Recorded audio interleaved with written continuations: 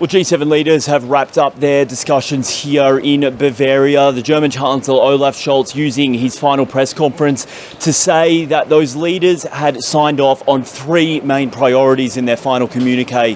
One included supporting Ukraine for as long as it takes. That includes military and economic support to try and help Kyiv repel the Russians, especially in the east of the country, where they are starting to make some slow but grinding advances on the Ukrainians. The second big one was fighting global famine, one of the big issues President Cyril Ramaphosa brought up when he was here as a special guest midway through the summit on behalf of South Africa.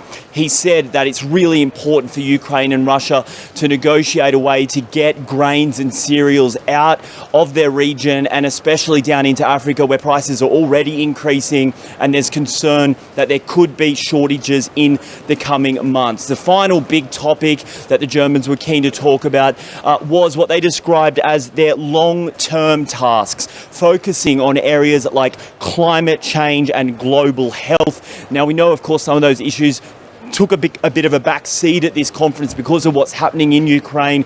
On the climate change issue, President Ramaphosa said he spoke to leaders on behalf of much of the developing world in saying it's very good to implement clear targets, but there needs to be some understanding that in some parts of the world it's simply not so simple to switch from one source of energy to the other. He said South Africa would continue to advocate on doing it in what he described as a phased approach that doesn't interrupt the lives of people, especially those who can least afford it. Now, from here, those G7 leaders will travel to Madrid, where they will switch gears entirely to talk all things military. Of course, Russia very much on the minds of many European countries. The main topic that they will discuss will be that increase of troop numbers in the NATO Rapid Reaction Force. They want to increase it from some 40,000 troops to 300,000 troops. It's the biggest number we've seen since the Cold War, and it comes as many European countries look at what's happening in Ukraine,